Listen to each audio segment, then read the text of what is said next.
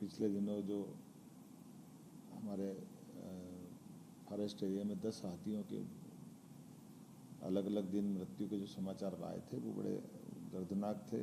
शासन ने पूरी गंभीरता के साथ इसमें अपने वन मंत्री श्रीमान दिलीप अहिरवार जी और वरिष्ठ अधिकारियों को भेजा था। उनसे प्रारंभिक जो रिपोर्ट प्राप्त हुई है उसमें अभी तक की जानकारी में कोई अलग से कीटनाशक या कोई ऐसी घटना जिसमें कोई दूसरा पक्ष इन्वॉल्व हो अभी तक तो नहीं आई है, लेकिन पोस्टमार्टम की रिपोर्ट वो अभी 2-3 दिन में आना बाकी है।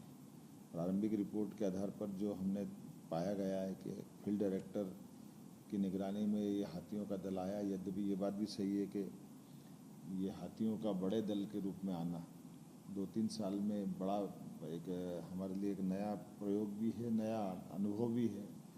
अब ये बड़ी संख्या में हाथियों का आना और ख़ास करके सीधी उमरिया इस ज़िलों में बड़ी पैमाने पर इनकी अपनी मौजूदगी दिख रही है। ऐसे में हमारे सभी डायरेक्टर या फील्ड के अफसरों को सतर्क और सजग रहने की ज़रूरत है। इतनी बड़ी घटना होने के बावजूद भी फील्ड डायरेक्टर छुट्टी से वापस से न आना और उसके मौजूदगी में भी पहले से जब दल आए थे तो उनकी आवश्यक चिंता उसकी जो की जाना चाहिए थी उसकी लापरवाही मानी गई। इसलिए फील्ड डायरेक्टर को हमने इस घटना में फ़ोन बंद करना, छुट्टी से न लौटना, ऐसे कई कारण से उनको सस्पेंड किया है। साथ ही साथ प्रभारी SCF फतेह सिंह निनामा को भी इस लापरवाही में सस्पेंड किया है। ये बात भी सही कि हाथी के लिए हमारे जो बांधवगढ़ और बाकी जितने भी रिजर्व फॉरेस्ट हैं वो बड़े आकर्षक स्थिति में है, क्योंकि हमारा जो अंदर का प्रबंधन बहुत उत्तम प्रकार का है। इसलिए अब हाथियों के दल ने जाना बंद कर दिया। पहले वो छत्तीसगढ़ से और अन्य राज्यों से आते और चले जाते थे, लेकिन अभी मान के चल रहे हैं कि यहाँ बड़े पैमाने पर हाथियों ने डेरा डाला है जो मध्य प्रदेश की बाकी फॉरेस्ट की गतिविधि का एक हिस्सा बन गए। ऐसे में स्वाभाविक रूप से हमको इनका स्थायी प्रबंधन के लिए विभाग शासन के स्तर पर ये निर्णय कर रहा है कि हमारे लिए हाथी टास्क फोर्स बना करके इनके हमारे बाकी वन्य प्राणियों के साथ उनको कैसे क्या क्या करना चाहिए, कैसे कैसे सावधानी रखना चाहिए, इसलिए एक दीर्घकालीन योजना बनाने का भी हमने निर्णय किया है, जिसमें अन्य राज्यों की बेस्ट प्रैक्टिसेस को शामिल किया जाएगा।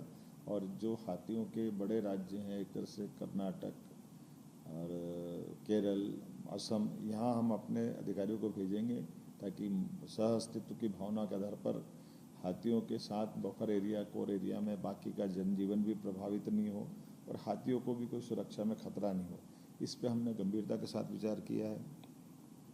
एक बात देखने में ये भी आई है कि जो नज़दीक के बफर एरिया के बाहर के हमारे जो मैदानी इलाके की जो फसलें हैं उसमें सोलर फेंसिंग या सोलर पैनल की फेंसिंग करा करके उनकी फसलें सुरक्षित करें ताकि हाथी फसल नष्ट न कर पाएँ और मनुष्यों के लिए भी वो सुरक्षा का काम करेगी। तो एक तरह से हमने किसानों के लिए इस तरह से वन विभाग से कहा कि ऐसे इलाकों में कहाँ कहाँ खेती हो रही है उनको कैसे बचा सकते हैं, और ये दोनों तरफ प्रकार से हमारे लिए चिंता का भी है लेकिन जागरूकता का भी एक बड़ा विषय बनेगा। इसलिए हाथी मित्र के भी एक दल बनाने का निर्णय किया ताकि बफर क्षेत्र में ग्रामीण समुदाय की भागीदारी हाथी और मानव के सहअस्तित्व को स्थायी कर सके, उनको सुनिश्चित कर सके, ताकि ये एक दूसरे के साथ जीना सीखना पड़ेगा। अब ये कटु सत्य है।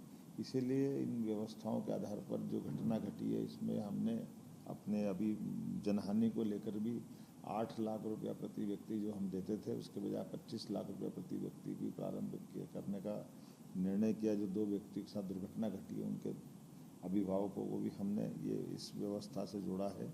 साथ ही कृषि वानिकी में हमने अन्य प्रकार से फॉरेस्ट के प्राइवेट सेक्टर को जोड़ करके भी बजाय परंपरागत खेती करने के किसानों को प्रोत्साहित करेंगे, इंसेंटिव देंगे ताकि वो इस क्षेत्र में सामान्य फसल के बजाय वो अपनी फॉरेस्ट की व्यवस्थाओं से जुड़े और उनका लाभ मिले। एक और बड़ी बात है कि जो अकेला हाथी घूमते हैं या ऐसे जो दल से अलग अलग हिस्से हो जाते हैं तो इनको रेडियो टैगिंग का भी निर्णय हमने किया है ताकि हाथियों की गतिविधियों को नज़र में रखा जा सके, ट्रैकिंग किया जा सके, ताकि आने वाले समय में भविष्य में ऐसी कोई घटना ना हो। इस संबंध में हमारी अपनी ठोस कार्रवाई के रूप में सामने आएगी। हम और ऐसे कई उपायों के लिए कई विशेषज्ञों को बुलाना चाह रहे हैं जो इस घटनाओं की पुनरावृत्ति होने से रोकने में मदद करेंगे। मेरी अपनी ओर से आप सबके माध्यम से ये अपील भी है कि हाथियों का दल अब स्थायी रूप से मध्य प्रदेश के अंदर रहने लगा है, तो जिन जिन जिलों के अंदर ये हाथियों की बसाहट हो गई है, इनके लिए हम प्रबंधन कर रहे हैं। जिला प्रशासन के माध्यम से वहाँ भी जन जागरण के अभियान भी चलाएंगे, जन जागरूकता के माध्यम से जानकारी भी देंगे और कोशिश करेंगे कि जैसे मध्य प्रदेश के अंदर टाइगर या अन्य हमारे प्राणी स्थायी निवास करते हैं और एक तरह से अब ये हमारे जंगल के हिस्सा बन गए हैं, तो आने वाले समय में इस प्रकार का फॉरेस्ट भी हम डेवलप करेंगे जिसमें हाथियों की बसाहट के साथ सह अस्तित्व की हमारी भावना पुष्ट हो सके। मैं अपनी ओर से सरकार के नाते से इस बात के लिए मैंने वन मंत्री भारत सरकार से भी बात की है कि वो इस संबंध में हमारा मार्गदर्शन करें ताकि हमारा फॉरेस्ट विभाग इस संबंध में और ठोस कार्रवाई किस प्रकार से करे। मैं उम्मीद करता हूं कि दोबारा ऐसी घटना न होगी। इस घटना का मुझे भी दुख है।